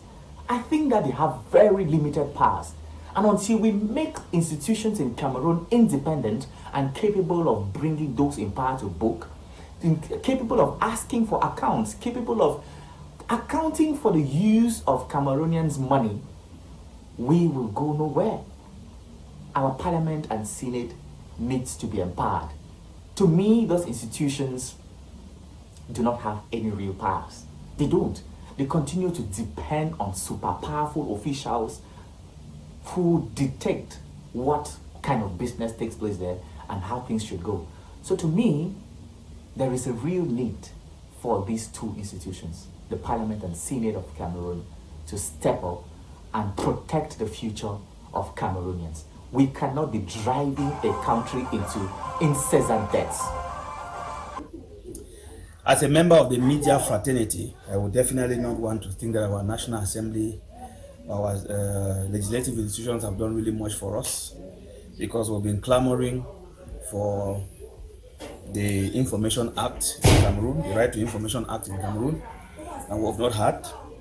There are quite a couple of other things that they are doing, but I think that I will feel better if they had done something that relates to the media. I don't remember the last time our honorable members of parliament had a reflection on media work in this country. And you know the importance of media in development and the political life of this country, including the democratic process that this country has engaged. I will need them to do more. Thank you, Baka Derek there. And someone says our National Assembly, the Senate and other institutions need to be empowered. Empowered by who? Who is limiting their powers? There are two fundamental principles that holds a nation development, growth, and sustainability. One is the judiciary, two is the sanctity of the ballot. Now, if the sanctity of the ballot is not there, the fundamental call of progress of the nation will stop, because those who go there will not be the people that will stand for sanctity and objectivity. So it's a call for reflection, and the questions we'll be asking ourselves. I'm happy Barrister Tamfu is here, I'm happy Paddy Asanga of the SDF is here, Mr. Shunneh is here. I have one rhetorical question. How much sanctity do we have in our ballot for those who go to the upper house and for those who go to the lower house? Now, your question as of how effective Cameroon's parliament served its nation. Yes, but let's first talk, before you get there. Let's talk about independence and powers. Some persons think that the House is not as powerful as it ought to be. Who or where are they expecting to derive? Yeah, I was coming. That's why I wanted to go to that question and to refer back. Okay. So we are questioning on how effective they have been serving. It comes to the aspect where we ask the question, who stopped them from being effective? Because there is a problem statement, how effective? Who stopped them? Nobody stops these members of parliament, because we know the constitution give them the powers to play the oversight. The constitution, they are voted by the people from the different communities, and the people vote these members of parliament to take their issue to the upper and lower echelon and debate it in such a way that they play the oversight. So nobody, I've said it, that nobody in this country should tell us that their hands are tied. I've been saying this, and I'll keep saying this, because there's that aspect of, say, empower. Who should empower an already empowered persons? When Weber was talking in the parliament, who empowered Weber to talk? When late from V. Mukage of blessed memory stood and talked about the issue of the Anglophone crisis, who empowered him to talk? When we have seen other Banda of blessed, I think it is Banda of blessed memory, when he stood in the parliament, when he talked, who empowered him? I think that the issue of empowerment, we have been so blindfolded by people's personal interests, who, when they leave the upper echelon, they come and tell the people in the quarter that our hands are tied. Their hands are not tied. I will tell you that we have to, I want to look at this issue from a collective perspective. Granted that some members of parliament have been doing a fantabulous job at their local level and at their individual level, but we are looking at now in terms of collectivity. How much have they done in terms of collectivity? Because when you are doing a research, you are not looking at it only from the sample population of a person. You may take 10 and look at how much, which is a representative of the total population. I will look at the balance sheet. I will tell you this and I will answer. Nobody is stopping these members of parliament from doing what they are supposed to do. The only person stopping them from doing what they are supposed to do is they themselves that are stopping themselves. Because, Mr. Kum, I want to say this, that we've had members of parliament or government officials who say our hands are tied, but when it comes to embezzling money, their hands are not tied. When it comes to money that was earmarked for projects, you hear this will happen and the head of state, after inquiry is done, these persons are found guilty that, of course, they actually chopped this money. So how your hands are only tied when it comes to embezzlement. Now, coming to the question in itself, which I want to give an answer, you will know the effectiveness of a parliament when after 60 years we have not had good roads. You will know the effectiveness of a parliament when after 60 years some communities have not had electricity since Cameroon got their independence and reunification. You will know the effectiveness of a parliament if we commercialize and focus more on building toll gates in roads that are deplorable.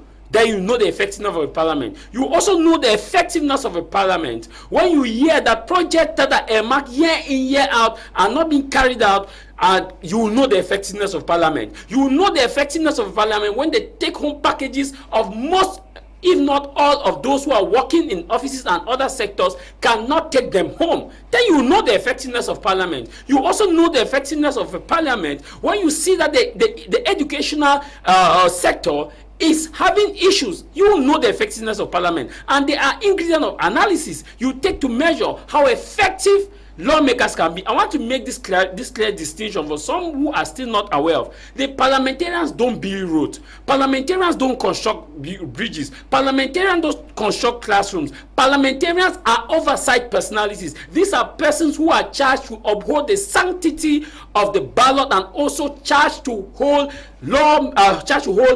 developmental agents accountable of their action. That's why they play oversight. I have watched in Kenya's parliament when President Uhuru's own parliamentarian sent back a bill sent by President Uhuru because he felt, and they felt, that it was not of the interest of their people in the Valley region. I have also watched in America when President Trump was president, when the Republican refused President Trump's nominee for certain position and told the president that they don't see this person as being objective enough. So to say that when the head of state appoints you, you must down to stone, it is total wrong and general exaggeration of facts. I have also watched in Nigeria when President Goodluck Ebele Jonathan appointed a member of Independent National Election Commission, but that person declared an election against Jonathan's favor based on the result. Okay. So we must distinguish between, you say somebody's appointed somebody and the person cannot do the job because he was appointed. Respecting a party discipline. Mr. Kum, I think we are making errors in many instances when we mix or confuse the role of a philanthropist and that of a parliamentarian. The role of a parliamentarian is to vote laws and control government actions. Parliamentarians can dig boreholes, give benches in schools, organize football competitions, and so on. But that does not always fall as the role of parliamentarians. If our MPs are not debating or raising the concerns of citizens in Parliament, vote laws and control government actions, then they have failed. I'm glad that the 10 million for micro projects for MPs was scrapped off in the 2023 finance law. Good evening, Mr. Leo. I'm Michael writing from Boya. The parliamentarians in this country is nothing to write home about. I'm sorry to say that, but when I look at what is happening in other countries, I get emotional. Parliamentarians are supposed to solve problems to better state mouthpiece of their various constituencies, but what is happening today, e.g., the Anglophone crisis has affected almost all constituencies in the Anglophone regions for 6 years, counting, but never tabled in Parliament. What else is important to the people than saving lives, okay? Good evening to you guys who are watching. Now, are we not also not able to aptly assess the effectiveness of our MPs because we seemingly are not aware of the clear role that an MP or a senator is supposed to play in a nation? I think that the only way we can sanction our members of parliament is maybe not to vote them again whenever they come to request for our votes. Yeah, but how do you make that decision when you don't even know their role? No, I think when they come for campaigns, they tell us that they will see how this road is constructed by government. Is that their role? It's not their role, but they will see into it that they will follow. They will follow government in executing that project. For example, they will make sure that there are pipe-borne waters in the village, for example. So they are there to act like the police of the government. So they make sure that if government voted a budget, that okay, these are the projects to be executed during this period or during this financial year. As a member of parliament, it is your role to do those checks, control if effectively that has been done, work alongside maybe with the council to verify effectively that what has been voted as works to be done within the community are being executed. So if you, the parliamentarian, you just sit there in your own day, you are contented with your car, your service car, and you go to parliament, maybe not even to say a word, because a majority of them, they go there without even saying a word. So you see that the only way that they can be sanctioned is that when next they come for our votes, the people should sanction them by giving votes to people who can go and represent them. The only problem we have in our own political setup is that we know how politics is being, elections are being organized, how the electorate is easily manipulated, and at the end of the day, you see that when somebody wants to become maybe a parliamentarian, it should be somebody who is financially viable, that will easily come and convince the population. Immediately as the population has given him the vote, you will not see him back coming to the locality again. So if that happens, I think the only way the population should do is that when next he comes, they should not listen to such flattery words. They should maybe question him. And this issue that I'm also not comfortable with, this issue that you have parliamentarians who have their cabinets out of their jurisdiction. I think we have to revise that law. If you are voted as a parliamentarian, make sure that you are resident in that locality, so that you are able to receive complaints or suggestions from your community. But you see that a majority of them, they are in town. They have nothing. They have no information with respect to what is happening in their community. Whereas if the law was such a way that these parliamentarians, once they are elected, they have cabinets or they have offices in their locality, they open every day, they receive their community members, they listen to them, you see that things will change. So I think that we should try as much as revising that law as well, because we see that, for example, to become the president of the republic, you have to be resident in the country for some months. So parliamentarians, so when they take office, they should not be seen living in town. They should go back to their community. Okay, Mr. Shunneh, the MPs, do we as Cameroonians, know what to expect from our MPs? I think it's crystal clear. The role of MPs, we earlier said it here, it has been illustrated again by one of your viewers, that the MPs, their fundamental role is to propose laws, to check government action, legislate and control government action. And what else do we expect from them? We have been seeing them doing their role.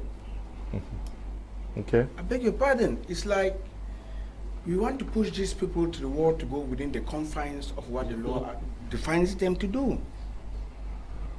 I think parliamentary sessions, as I earlier said, in this country are held live. We see how parliamentarians push ministers to the wall live. Or am I the only person watching these things? We see it live on TV. They do it live. Those sessions are held live on TV. It's like when you hate your dog, you give it a bad name. Since you don't like these people because of one or two reasons, no matter what good they do, you cannot say it. Let's give these people a chance. Let's give peace a chance. These people are playing their role. They are doing their job. As I will continue to say, we have parliamentarians are heads and supervisors of public investment budget for their divisions, right? They control the contractors and make sure that all these works are executed following the specification requirements as stipulated by the contract board. And we see parliamentarians reporting fictitious contractors to the government. This is very clear. And they are doing their job. So what do we expect from them? I don't want to continue singing the name of Honorable Ago Oliver here as the head of the public investment budget for MEZAM. He's doing a fantastic job. And I strongly believe that all the other parliamentarians are doing their jobs. And I continue to tell you people that Cameroon is the only country where we have ministers in prison, prime ministers in prison. Do you know this out of the recommendations and the reports of the parliamentarians that these people have found themselves where they are? Or do you think that when they tag them, the people must come and say, I'm the one who wrote against this minister and he was picked up and sent to jail? I think within the confines of their rules and regulations, they are doing their job perfectly. Okay, Paddy Asanga, what else would you have expected our MPs to do to get our democracy at a higher pedestal? Yes. First of all, Mr. Joe, we have to look about how we vest people to become parliamentarians, because parliamentarians, they don't have the mandates of parliamentarians. We are young democracy, and we cannot give them indefinite pass. There should be mechanisms put in place to make sure that if a parliamentarian is voted into office and that parliamentarian is not able to deliver what he or she promises or promise his or her constituency, that person should be held to task. Like to say, you have 3 mandates, you have 2 mandates, and within your first mandate, if you don't deliver, you are voted out. And in your second mandate, automatically you are out of the way. So we should limit that. These people, the problem with the Cameroonian system of parliament is that it is a young democracy that we adopted from the white people, and we want to copy and paste without holding people to task. We give them immunity, we call them honorables, we give them all sorts of titles, and they walk around with impunity. So what should we do to make sure that they deliver? They should know that they have been voted to defend the right of their constituents, and within the first mandate, the constituents will be able to appreciate and tell them, and they know that their mandates are limited. When they know that their mandates are limited, they will not care, they will not bother about whether they are going to be vested against as parliamentarians, but they would want to deliver so that at least they will have that opportunity to brigade the second mandate. So when we do that, we get them to check. Now, I heard people say that parliamentarians are not meant to build roads or to give gifts to school. What are earmarks for? These are systems that we have copied from the Western democracy. This, what they call micro projects. In Western democracies, they call them earmarks. What do the parliamentarians in Western democracies do with those earmarks? Can somebody answer me that question? And I think that when they say micro projects, these are inspiring projects that you go and tell your parliamentarians to avoid them getting into their own pockets. These are state money that has been given to the parliamentarians, and the people should actually know what they are doing with. If you come from a constituency and they say a borehole is 1 million francs, you can, in that your constituency, you can actually build 8 boreholes with 8 million francs. But virtually only few parliamentarians are doing that. And to put them to check, we have to, whether within the constitution or within our party lines, we have to limit the mandates of the people, because as somebody was saying, when they get voted into office, they go into other businesses. They don't come to their constituents. They only come there for elections to give the people some bags of rice and tell them we are going to do this, we are going to do that, tell them all sorts of flamboyant things that they are able to do, which is not within their ambit. So we should be able to, and I concur with Barrister Tamfu and all the other people who are suggesting that every parliamentarian should have his cabinet in his or her constituency. That will give that person a feeling, and those people will be connected with the reality on the ground. Because when we look at Western democracy, for where I live in Hamburg, Germany, I can walk into the parliamentarians' cabinet at any time. There is a secretariat, there is somebody there who will take care of my doleances. I can tell you, you cannot build a road or do an underground train here in Hamburg, Bamberg, without the consent of the people, and that only goes through the parliamentarian. It is not a decree that is coming from Angela Merkel, and that is why we think that the federal system is the best, because it brings the administration closer to the people. The parliamentarians are there for the people, and most of the time, it is a full-time job.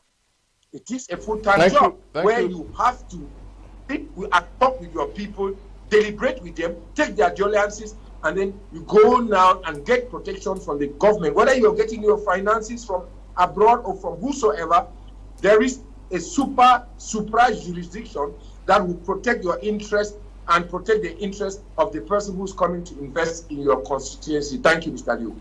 Thank you, Paddy, for accepting to be part of tonight's edition of Prime Hour.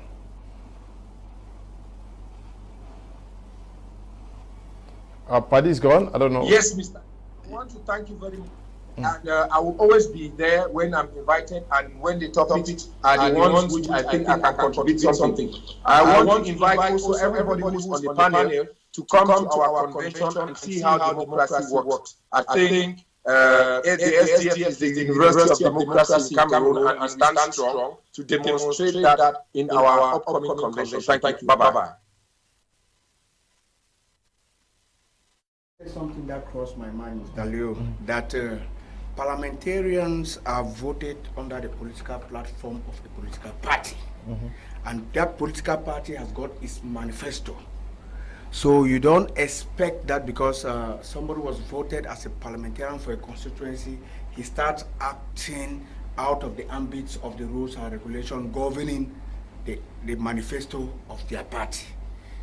That's what the clarification I wanted to make. Okay, yeah, but thank you for also accepting to be part of tonight's edition of Prime Hour. Yes, I'm delighted to be here, and I thank you once more for inviting me, and I want to seize this opportunity to encourage all the members of the team of Festival de Saveur appointed by His Royal Majesty for Nabumbi II, who will be joining the Minister of Tourism, the Minister of Culture, the Minister of Small and Medium-Sized Enterprises, alongside the Ambassador of Italy tomorrow Tuesday evening in Sawa Hotel, and they will be taking the train de Saveur to Yaoundé. And I call on all the people of Bafut in particular and those of the Ngemba in general who are the people eating achu, that they should support us spiritually so that the codification and the standardization of achu at the international level should be done in our favor. Thank you for coming. Yeah, thank you, Mr. Leo. I was trying to pick up what my brother was saying. Well, I'm very delighted to have participated on this talk show, and I believe that so many Cameroonians have listened to us. We just want to wish that whatever we say, at least government should give us a listening ear, because when we have a government that does not listen, we're bound to be having or living what we are facing today. So all the catastrophes that are happening within Cameroon, I think that if government wants to stop some of them, they should listen to us. Thank you too for coming. Thank you, Mr. Kum. And Mr. Shunneh said something. I just want to quickly tell him that it is that party discipline that has kept Cameroon and is keeping Cameroon where it is today. We saw how Democrats break their round and voted in Republican. We saw Republicans broke their round and voted Democrat. The bottom line is the interest of the people is supreme above party manifestation, because things change. Thank you very much. Thank you to Desmond and Eli for producing this program, and to you, Tabi Tambebrian, for supervising. Stay blessed. Bye-bye.